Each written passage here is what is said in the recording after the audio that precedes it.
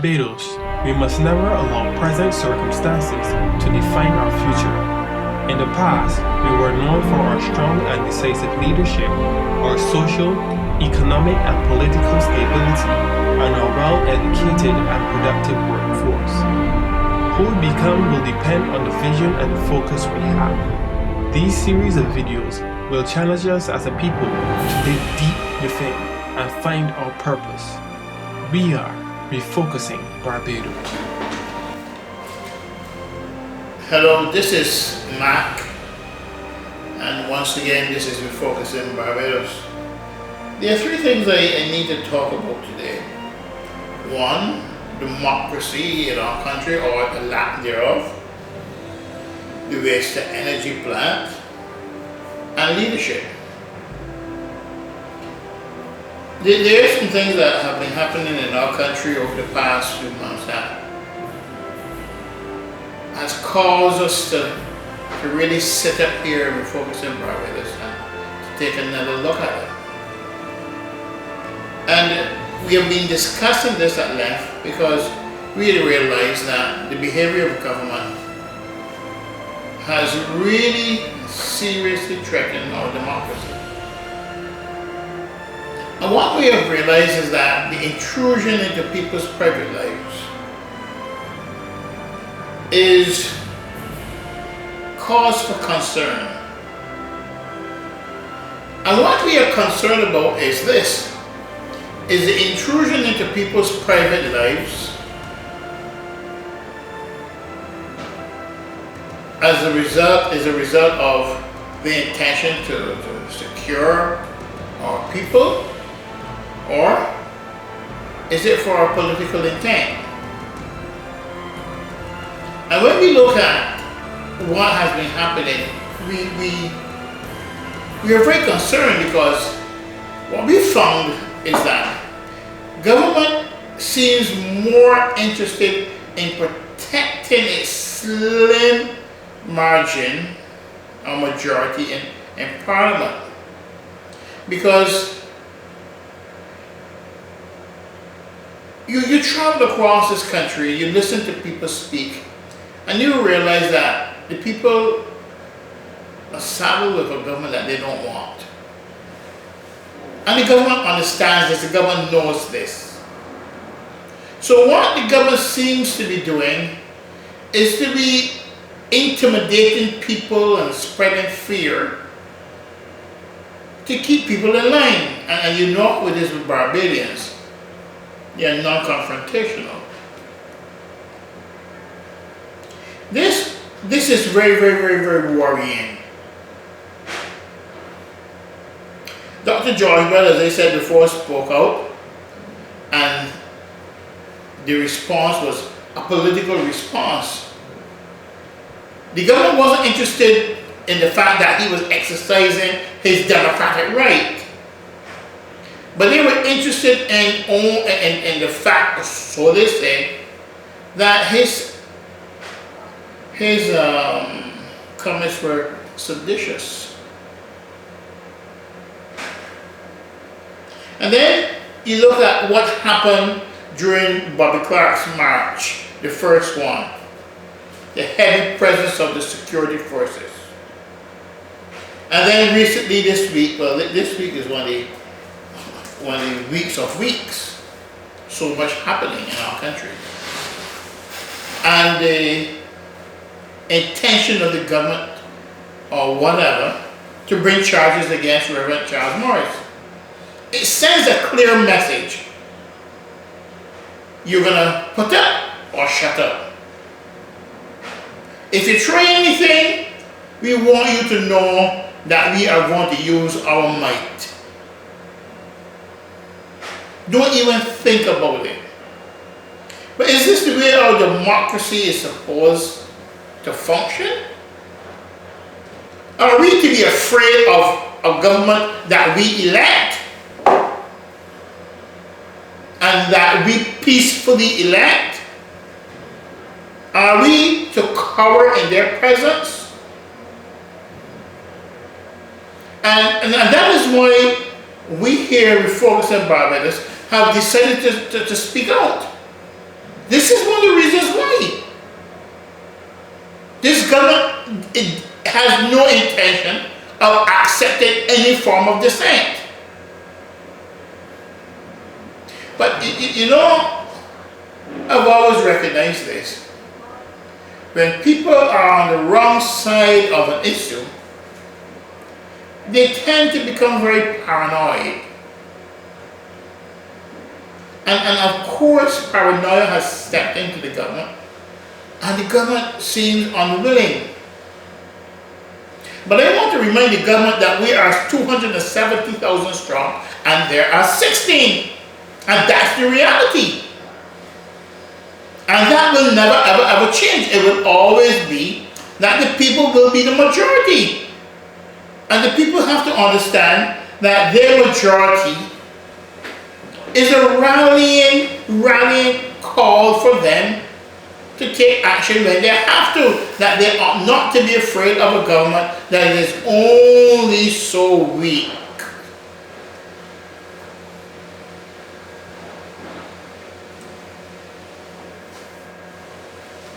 There's a lot of things that are very laughable in our country.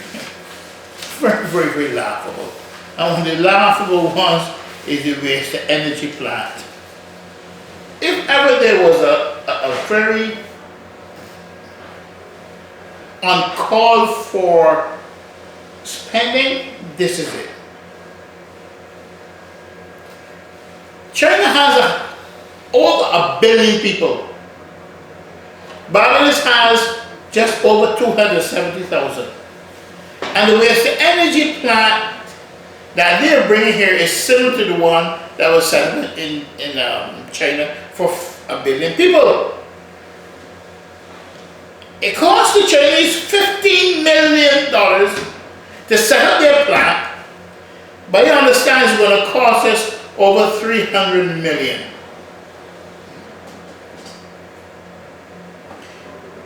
Do the maths.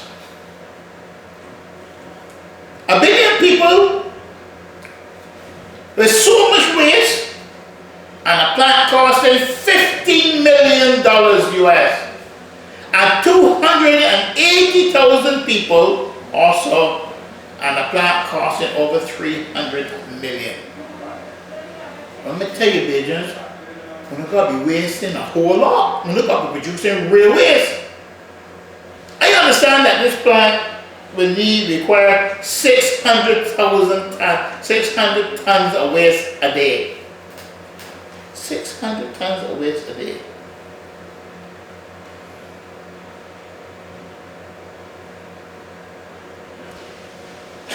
That's a lot of waste.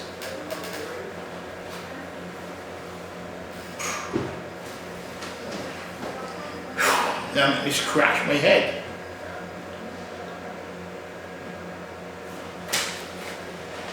Bajans,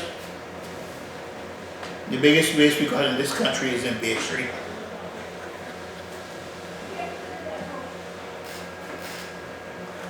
And we don't need a waste to energy plant to take care of them. We just need the collective will. What are we going to spend this kind of money? And if we go ahead with this, I want to ask a question, where is this money going? Over $200 and some odd million more, where is it going? It has to be going somewhere. Explain it to me.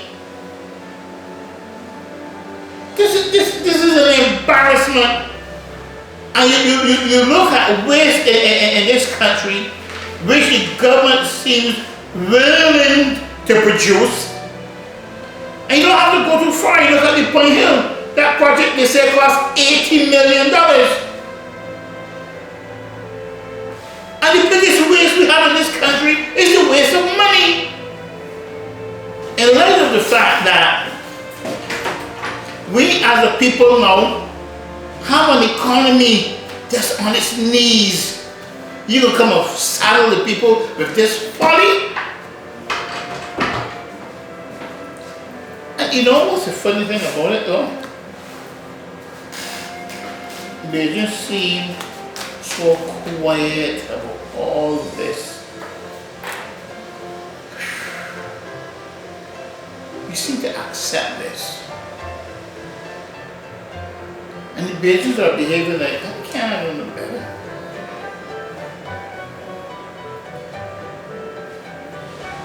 That's something that we don't need. The last thing I want to talk about is leadership. It is very, very, very critical. Leadership is at the heart of our problem in our country right now.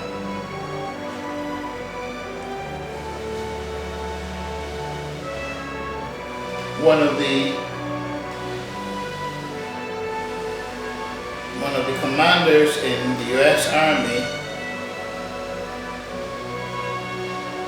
that whole that word, Army, Air Force, Marine, he gave a speech to the American Bankers Association on their annual general meetings, and he said leadership is absorbed.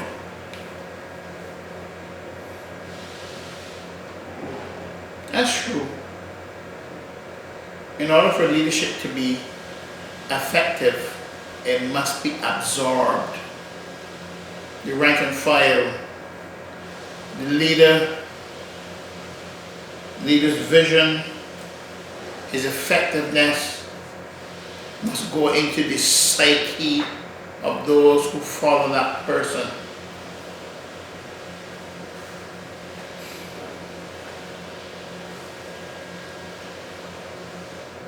When you really think of it, what are we absorbing? A whole lot of sleep, a whole lot of inaction. Are we absorbing a whole lot of ineffectiveness and slothfulness? An organization assumes the personality of its leader. If you want to see what a leader is like, look at the organization. And this is true of our country. How poorly our economy is performing and getting worse. How sleepy and dreary and slothful our economy is. It's because of the type of leadership that we have. There is no aggressiveness in our economy. You don't have to look far to understand why.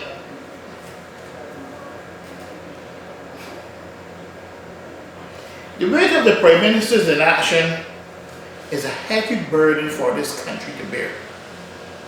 Too heavy a burden. He lays down upon the country, and we feel his weight. It's like when you go to bed, you lay down, the bed goes down like that. And that bed has to take that weight until that person gets out of the bed. And we are feeling the weight of that. Because you know when you're asleep, you ain't doing nothing but sleeping. Even if you're talking in your sleep, that's all you can do. And if it's me, you can talk, you can laugh, you can cry in your sleep. But then they gotta get up early in the morning. But if you lay down in your bed for too long, after a while you can leave a mark in the bed. And people come and see that bed and say, so-and-so was there. That's where he sleeps. Leaving, and we call it an imprint. And that imprint is upon our country. That weight is being felt by all of us. I would really like, more than anything else, to get a peek into the Prime Minister's law practice. Everything that we need to know is right there in that law practice. Whatever we need to know about what has happened to our country is embedded in that law practice. I would really like to get a look at that. And to analyze it, it will tell me all I need to know. And that should be made public to Barbadians. And for future Barbadians, it should be required reading in schools. We need to do a documentary on that. People should write books on that. So that we as the people going forward, when we go into elections, we ought to know what we are dealing with. Because they're going to bring their personality, they're going to bring their attitudes, they're going to bring all their dispositions into parliament and into government. This is the way they will be when they get into government. There will be no departure at all. Is it possible for a man to live outside his skin? That slothfulness is a problem for me as a young businessman, as a father with children, and a husband. It has to be a problem for this entire country and the private sector. The country is going nowhere fast but down. Nothing happens when you sleep other than you snore.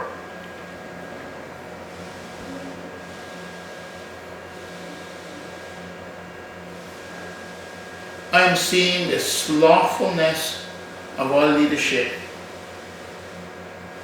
as a burden, as a problem. And let me tell you something, right? We're playing around with this issue, but let me tell you something, right?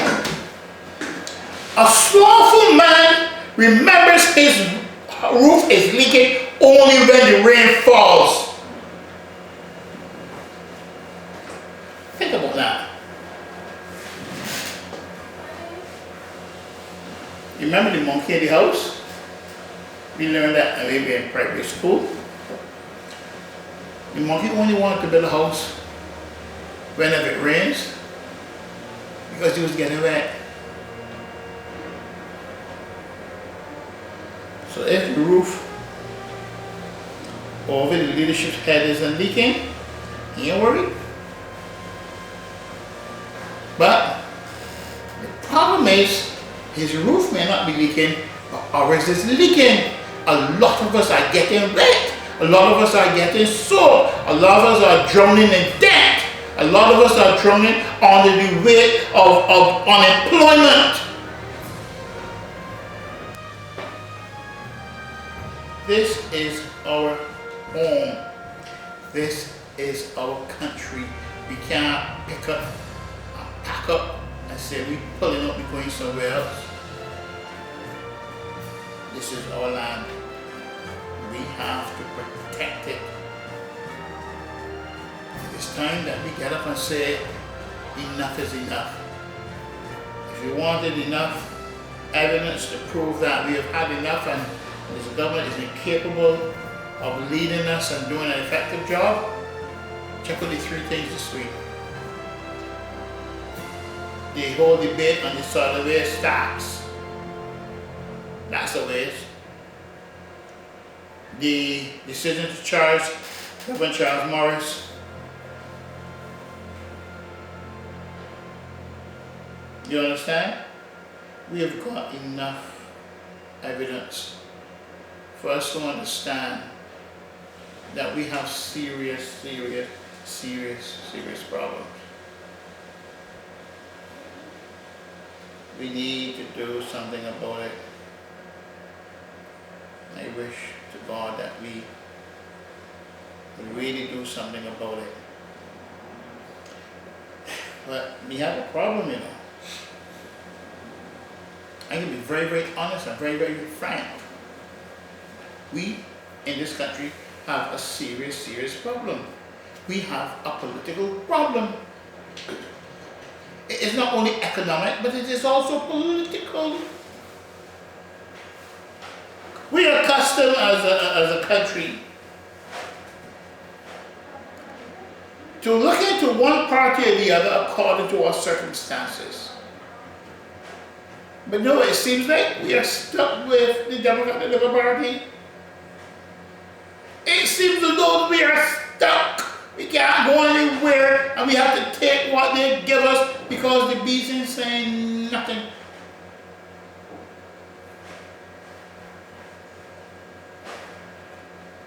The only thing the bees are producing is rift.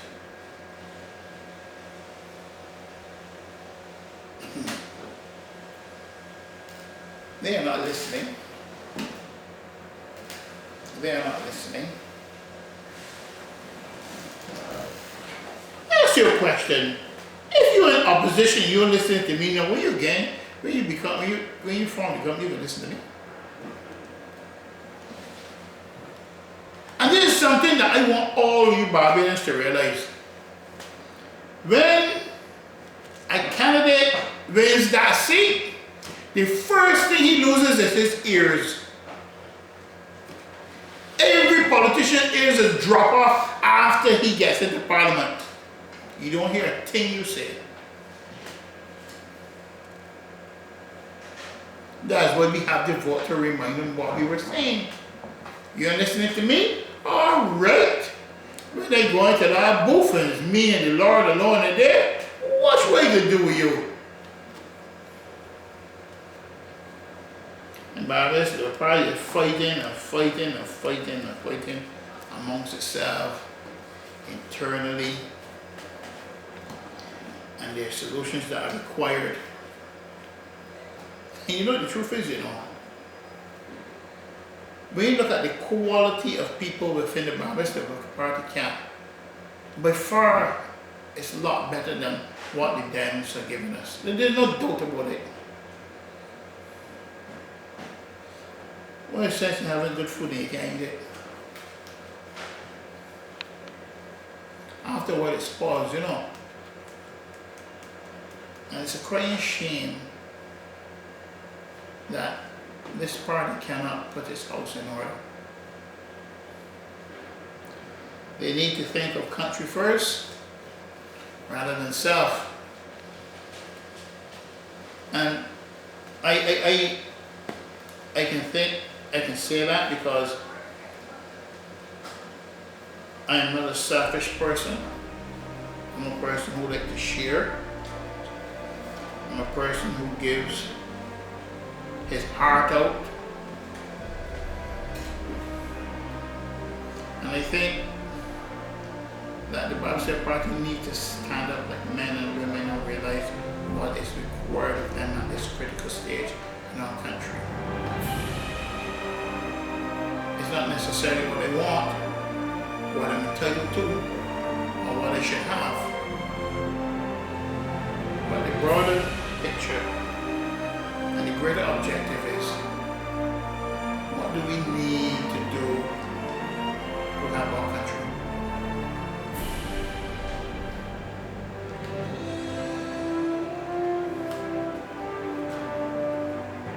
This is so sad. It's a human tragedy. People used to say human cry.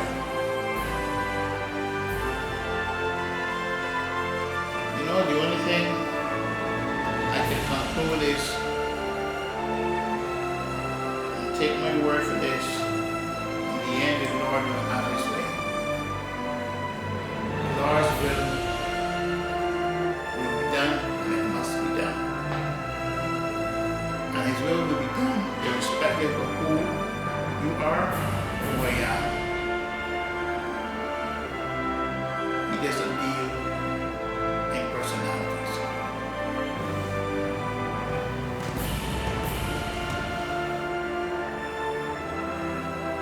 And all I can say is,